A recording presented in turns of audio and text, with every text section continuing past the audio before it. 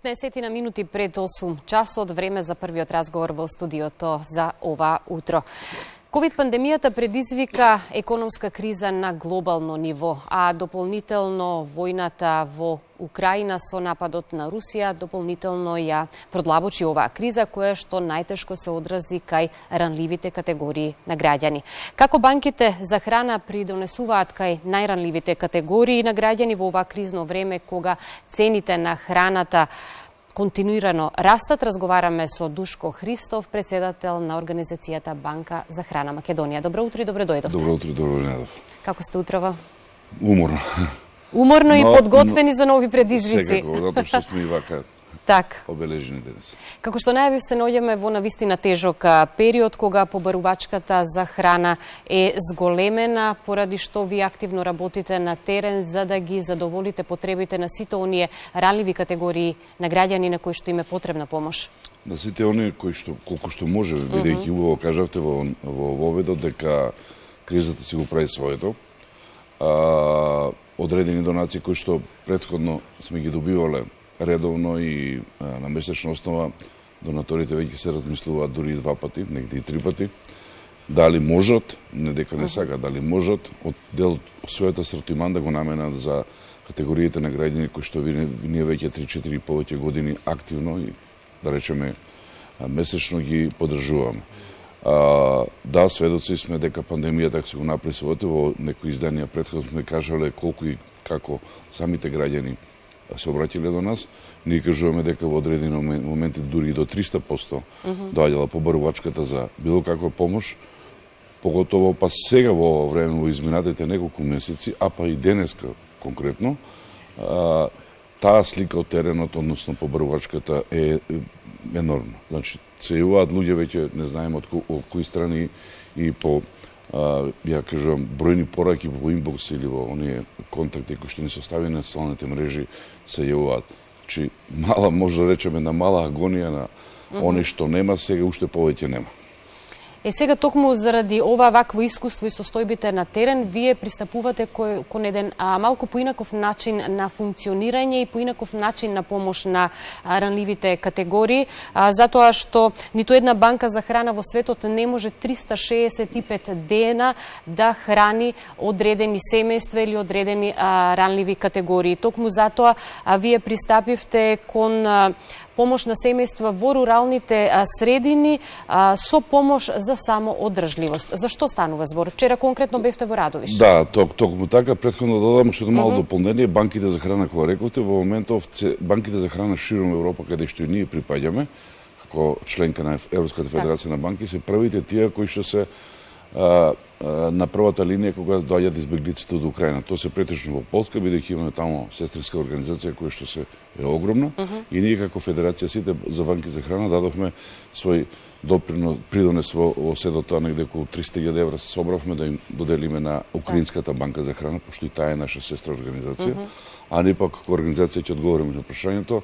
Пред некој ден почнавме, ја и објавуваме, ева денеска ќе најавам во вашата емисија. Така, тоа и беше целта за гостувањето, да го објавиме повикот. Да кажеме на тоа дека сме спремни да помогнеме на сите украински фамилии кои што се наоѓаат во Македонија, дали поединци ќе се јават или организации и групации, да ние како Банка за храна со CBF Македонија заедно ги помогнеме во периодот дека е нивниот престап во Македонија, да ги помогнеме тие семејства. Се вратам на прашањето, да, ако гласи, ако се водиме по јапонската изрека со рибата и рибарењето, доста е риба, дајде да ги научиме луѓето да рибарат, односно да фаќаат риба.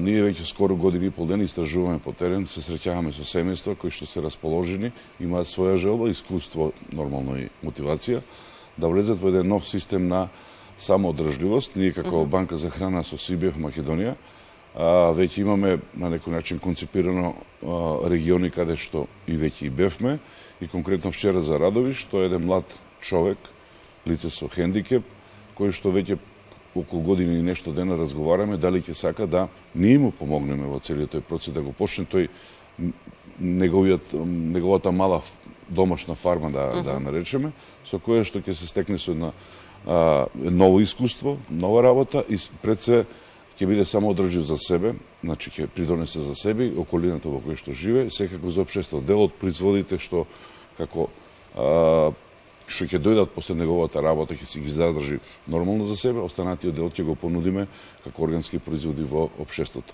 Може би не е тоа нека нова иницијатива, меѓутоа за нас е нова, бидејќи банката за храна во прв ред и мисијата ни е нула глад и нула отпад од храна.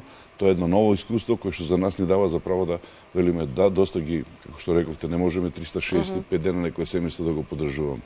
Тоа семејство во Радовиш е поддржувано толку колку што можеме во изминалите години, но дојде време да им кажеме добро, тргнуваме со нешто ново.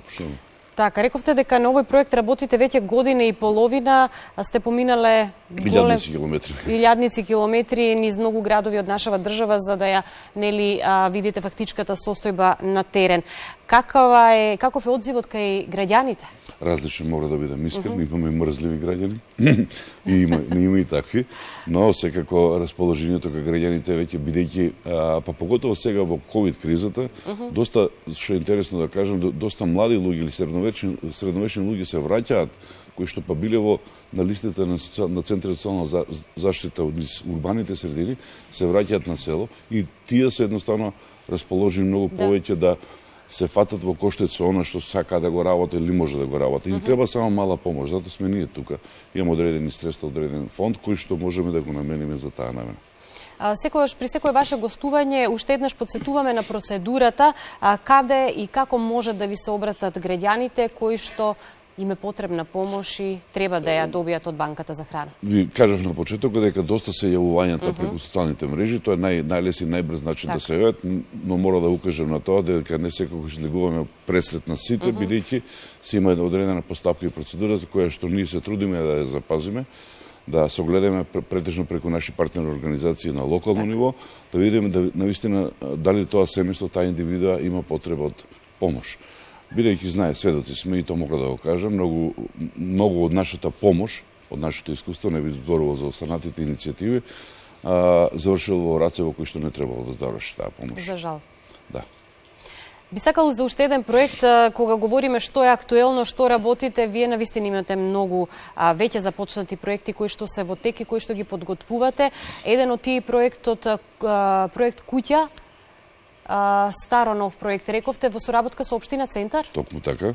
Претходно да кажеме останатите проекти. Значи, интензивни сме во етаблирање на заедничка платформа помеѓу нас, банките за храна Србија, Косово и Македонија. Веќе сме во некоја си завршна фаза во преговорите да ја формираме таа платформа како Балканска федерација на банки за храна или Балканска унија, не е битно. Во вториот дел имаме проект кој што во рамки на Сивика овие 2 години што не поддржува, во текот на мај, па преку 200-250 пакети ќе обезбедиме храна, тоа е некои си 4 до 5 тона, ќе можеме да обезбедиме на наши семејства, ќе видиме кои ќе се јават.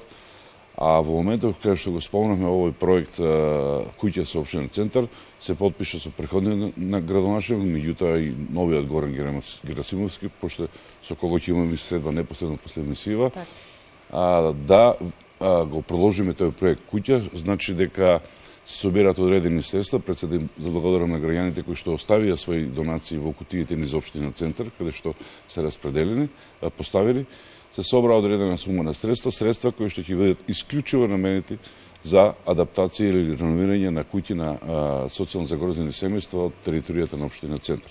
Тоа е еден добар знак дека и локалната власт, институциите имаат одредена одговорност, но пред се грижат за своите граѓани. Тоа почна акцијата пред години и половина, но истата ќе продолжи со новиот градоначелник, кој што на овој големо разбирање сето тоа да го на некој начин абсорбира и заеднички го спроведеме на терен.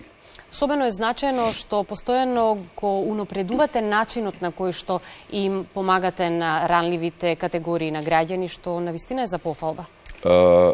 Присутноста на терен тоа е најважно. Го иницира во нас да размислиме што можеме повеќе. И гледате реалните потреби. Не е само во одредени куќи, не е само да му дадеш храна свежа, ако нема фрижидер. Или во некои простори кои што живеат, тоа е живеалиште, меѓутоа сите своји нишани не е за пристојно живење на тие луѓе или на тоа семејство таму.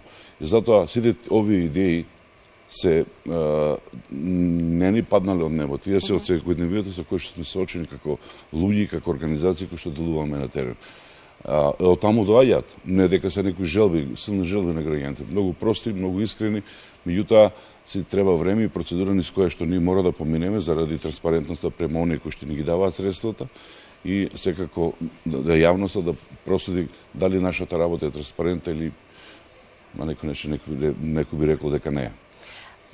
Па со оглед на се тоа што денеска го говориме, можеби во името Банка за храна ќе треба да додадете уште нешто, бидејќи ги унапредувате начините на помагање. Да, меѓутоа ние сме Банка за храна и тоа е нашата мисија и цел, но доволно и ова е на некој начин да поттикнеме не само ние, ако може да помогне на 20 на фамилии во Македонија, би требало да може да помогне 20, тоа е мал поттик и за другите иницијативи или општествено одговорни и индивидуи и граѓани да влезат во еден таков систем. Тука сме сите заедно да можеме, ние како мала организација можеме многу малце да направиме. Но ако се сите обединеме и го направиме, тој, како да кажам, поттик и ке другите да влезат во еден таков систем, тогаш секако дека успехот е неминуван. Би сакала конкретно нашиот разговор уште еднаш да го повториме повикот кој што го кажавте на самиот почеток од разговорот, дека ќе им помогнете на семејствата кои што ќе згрижат граѓани кои што ќе дојдат во земјава од Украина. Во држава има околу 30 лица, колку што разбрахме. 50. 50, добро, ви номинарите повеќе знаете. Така. Ние апелираме, односно упатуваме апел, може да се јавате да пишувате во инбокс и на телефоните кои што се присутни на нашата ова фейсбук страна, каде што може да се јават фамилии или поединци, организации, групации. Ние со CBF Македонија сме спремни тие семејства не да ги прифатиме, меѓутоа да им помогнеме пред се во храни и хигиенски средства додека пристојуваат во Македонија. Веќе ја дадовте вашата помош на Банката за храна во Украина, сега еве и на домашен терен во нашава земја ќе помогнете колку што можете.